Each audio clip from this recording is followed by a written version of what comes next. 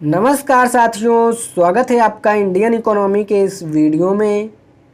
आज हम Indian economy के मुद्रा एवं बैंकिंग नामक टॉपिक का तीसरा वीडियो करने वाले हैं, जिसमें हम 41 नंबर से लेकर 60 नंबर तक के प्रश्नों को देखने वाले हैं। साथियों, इसमें भी आपको एक ऐसा प्रश्न दिया जाएगा जिसका जवाब आपको कमेंट बॉक्स में देना होगा। वो प्रश्न 41 नंबर से लेकर 60 नंबर तक के प्रश्नों के बीच में से कोई भी प्रश्न हो सकता है, तो इसलिए आप वीडियो को ध्यान से देखिए और उस प्रश्न का जवाब दीजिए। तो चलिए बिना देरी किए शुरुआत करते हैं आज के पहले और 41 नंबर के प्रश्न से। 41 नंबर का प्रश्न है, अवमूल्यन शब्द का अर्थ है। ऑप्शन नंबर ए, अन्य मुद्रा की तुलना में स्वदेशी मुद्रा के मूल्य को घटाना। ऑप्शन नंबर बी, स्वदेशी मुद्रा के मूल्य में बढ़ोतरी करना। ऑप्शन नंबर सी, स्वदेशी मुद्रा के मूल्य में बढ़ोतरी करना। और ऑप्शन नंबर डी है उपर्युक्त में से कोई नहीं।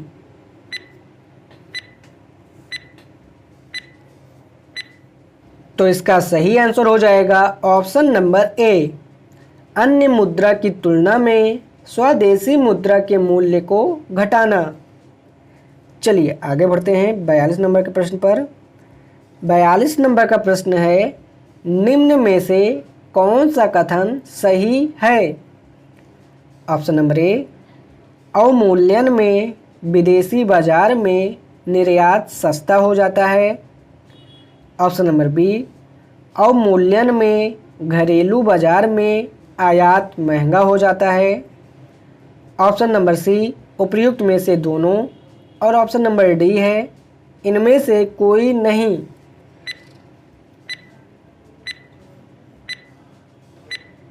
तो इसका सही आंसर हो जाएगा ऑप्शन नंबर सी, उपर्युक्त में से दोनों, यानी कि ऑप्शन नंबर ए और बी दोनों सही हैं। चलिए आगे बढ़ते हैं 43 नंबर के प्रश्न पर। 43 नंबर का प्रश्न है, अवमूल्यन के उद्देश्य का उद्देश्य होता है। ऑप्शन नंबर ए, निर्यात को हतोत्साहित करना। ऑप्शन नंबर बी, आयात को प्रोत्साहित करना। ऑप्शन नंबर सी, विदेशी मुद्राओं का महत्व घटाना। और ऑप्शन नंबर डी है निर्यात को प्रोत्साहित करना।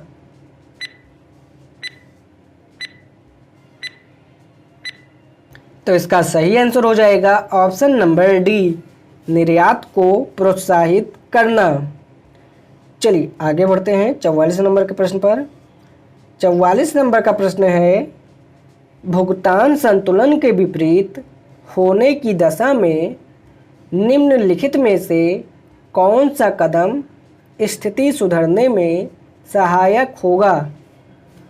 ऑप्शन नंबर ए, अधिमूल्यन। ऑप्शन नंबर बी, अवमूल्यन। ऑप्शन नंबर सी, विमुद्रीकरण। और ऑप्शन नंबर डी है इनमें से कोई नहीं।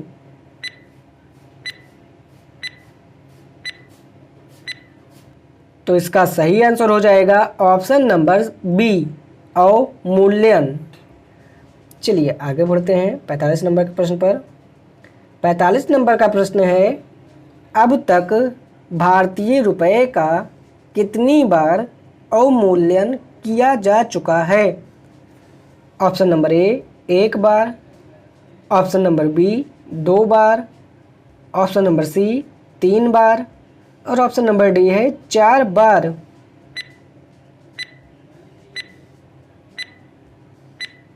तो इसका सही आंसर हो जाएगा ऑप्शन नंबर सी, 3 बार।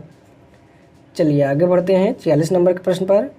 46 नंबर का प्रश्न है, भारतीय रुपये का सर्वप्रथम किस वर्ष अवमूल्यन किया गया था। ऑप्शन नंबर ए, 1949 में।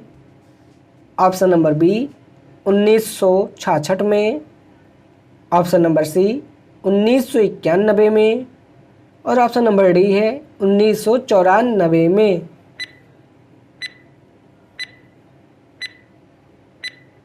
तो इसका सही आंसर हो जाएगा ऑप्शन नंबर ए 1949 में। चलिए आगे बढ़ते हैं 47 नंबर के प्रश्न पर। 47 नंबर का प्रश्न है, भारतीय रुपये का अंतिम बार अवमूल्यन किस वर्ष किया गया? ऑप्शन नंबर ए 1966 में, ऑप्शन नंबर बी 1991 में, ऑप्शन नंबर सी 1994 में और ऑप्शन नंबर डी है 2000 में।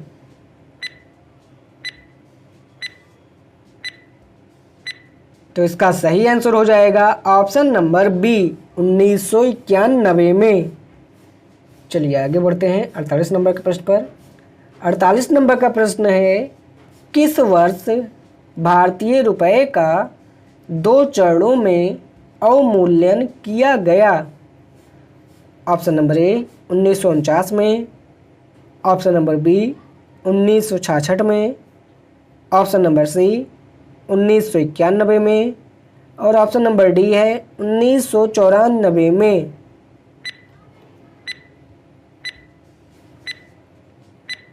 तो इसका सही आंसर हो जाएगा ऑप्शन नंबर सी 1991 में। चलिए आगे बढ़ते हैं 49 नंबर के प्रश्न पर।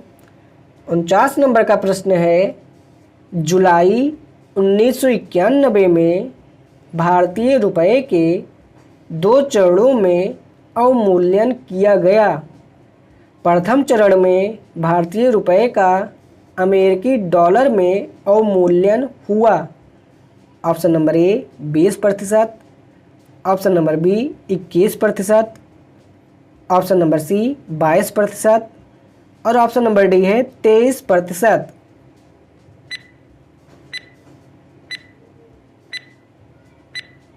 तो इसका सही आंसर हो जाएगा ऑप्शन नंबर ए 20%। चलिए आगे बढ़ते हैं 50 नंबर के प्रश्न पर। 50 नंबर का प्रश्न है, भारतीय मुद्रा को पूर्ण परिवर्तनीय बनाया गया।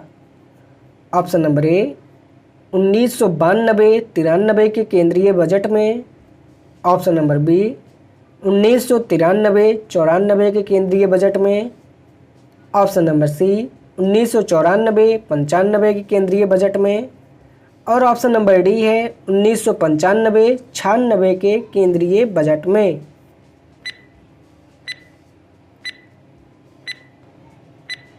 तो इसका सही आंसर हो जाएगा ऑप्शन नंबर ए 1992-93 के केंद्रीय बजट में। चलिए आगे बढ़ते हैं 51 नंबर के प्रश्न पर। 51 नंबर का प्रश्न है, रुपये को चालू खातों में पूर्ण परिवर्तनीय कब घोषित किया गया? ऑप्शन नंबर ए 19 अगस्त 1992, ऑप्शन नंबर बी 19 अगस्त 1994 को, ऑप्शन नंबर सी 30 मार्च 1994 को और ऑप्शन नंबर डी है 30 मार्च 1995 को।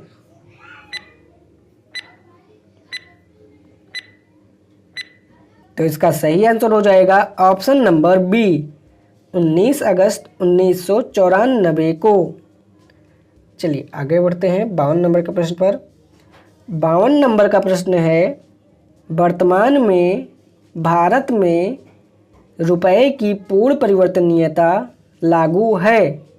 भुगतान संतुलन के, ऑप्शन नंबर ए केवल व्यापार खाते पर, ऑप्शन नंबर बी पूंजी खाते पर, ऑप्शन नंबर सी चालू खाते पर और ऑप्शन नंबर डी है इनमें से सभी पर।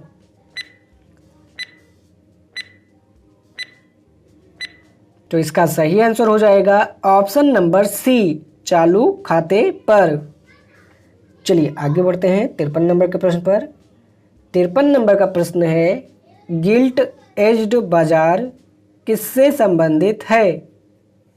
ऑप्शन नंबर ए कटे फटे पुराने currency note, option number B सोना चांदी या सर्राफा, ऑप्शन नंबर सी सरकारी प्रतिभूतियां और ऑप्शन नंबर डी है निगम ऋण पत्र।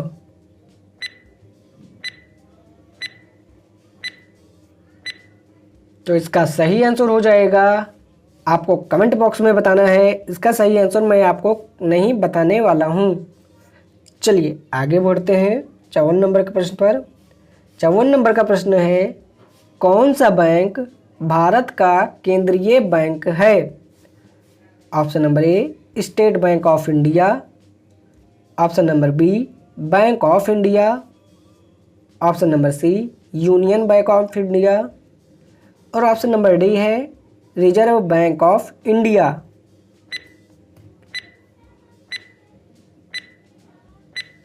तो इसका सही आंसर हो जाएगा option number D reserve bank of India. चलिए आगे बढ़ते हैं 55 नंबर के प्रश्न पर। 55 नंबर का प्रश्न है, भारत का सबसे बड़ा बैंक है? ऑप्शन नंबर ए भारतीय reserve bank, option number B भारतीय state bank, option number C central bank of India और ऑप्शन नंबर डी है बैंक ऑफ इंडिया।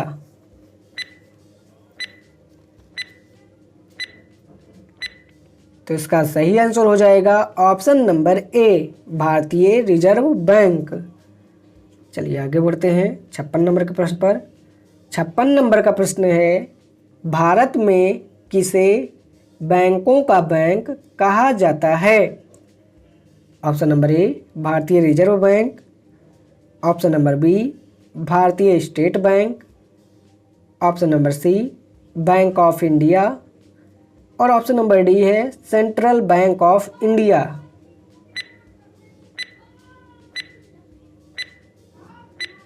तो इसका सही आंसर हो जाएगा ऑप्शन नंबर ए भारतीय रिजर्व बैंक।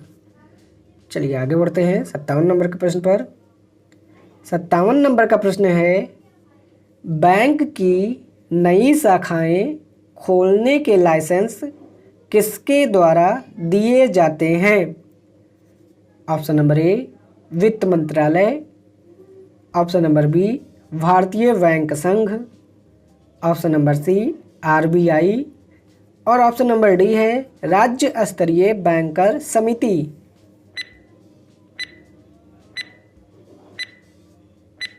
तो इसका सही आंसर हो जाएगा ऑप्शन नंबर सी आरबीआई।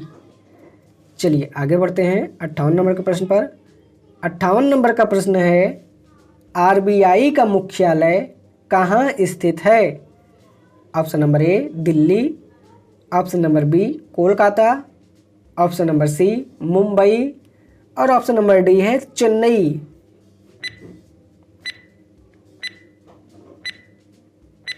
इसका सही आंसर हो जाएगा ऑप्शन नंबर सी मुंबई। चलिए आगे बढ़ते हैं 59 नंबर के प्रश्न पर।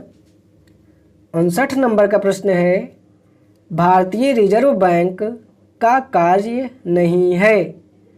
ऑप्शन नंबर ए करेंसी नोट जारी करना, ऑप्शन नंबर बी मुद्रा योजना बनाना, ऑप्शन नंबर सी भारत के सभी बैंकों पर नियंत्रण करना और ऑप्शन नंबर डी है निर्यातकर्ताओं को ऋण देना।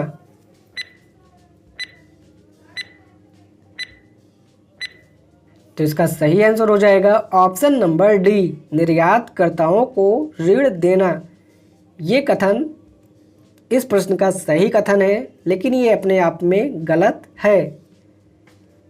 चलिए आगे बढ़ते हैं आज के अंतिम प्रश्न पर। आज का अंतिम प्रश्न है, भारतीय रिजर्व बैंक का कार्य नहीं है? ऑप्शन नंबर ए नोट निर्गमन, ऑप्शन नंबर बी बैंकों का बैंक, ऑप्शन नंबर सी सरकार का बैंक और ऑप्शन नंबर डी है जनता से जमा स्वीकार करना।